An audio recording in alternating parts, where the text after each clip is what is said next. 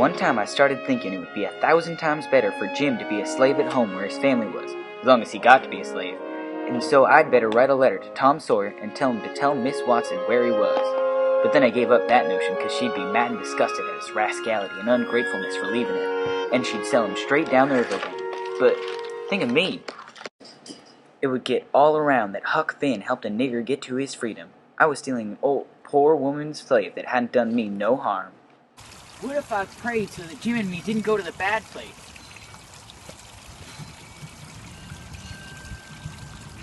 Dear God, please help Jim.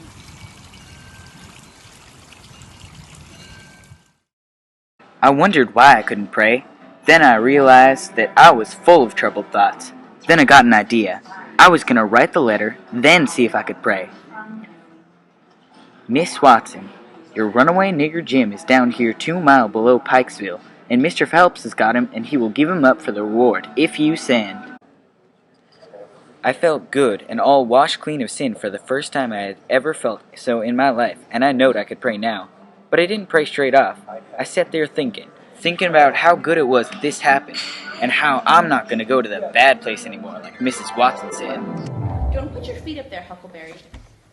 Don't scrunch up like that, Huckleberry. Why don't you try to behave? You're going to the bad place, you know that? I wish I was already there. What a wicked thing to say, Huckleberry. I wouldn't say anything like that for the whole world. I'm going to live so as to go to the good place. I didn't see no advantage in going where she's going, so I'm not going to try.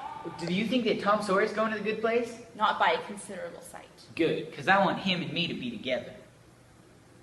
I got to thinking about our trip down the river, and I see Jim before me all the time. And all the times we were on the raft, talking and singing and laughing. Somehow I couldn't seem to strike no places to harden me against him, but only the other kind. I'd see him standing in my watch above his instead of calling me, so I could go on sleeping. And see him how glad he was when I came back out of the fog. And the time that I saved him from those men by telling them that we had smallpox aboard.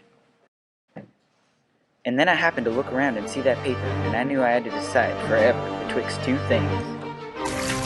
All right then, I'll go to hell. And I let those words stay said, and I never thought no more about reforming.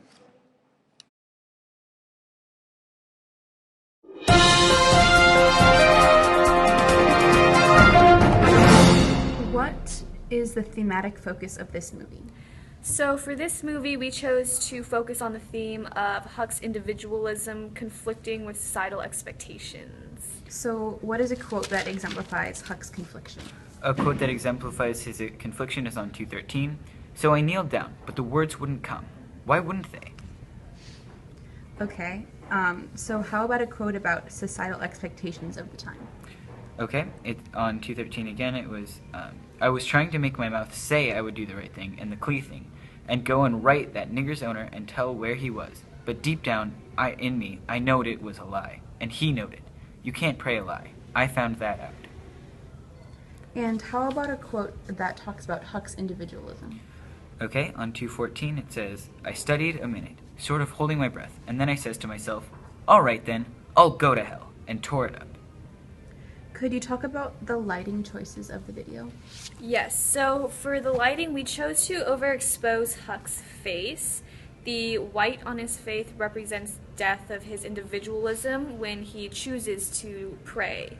Could you talk about the angles used in the video and how these help deliver the message? So there was a variety of angles. There's like up, down, close up, and different shots to represent Huck's confliction with these ideas. There was also a focus on the red pine needles in a couple shots, which represented that Huck was kind of out of focus with his emotions in these shots. And it was Huck battling himself and unable to focus on what is right and what is wrong. So what are the significance of the different colors that show up in this video? The red pine needles represent the societal power the power that societal expectations have on one's actions. The white sky symbolizes Huck's purity in the scenes where he looks up to the white sky.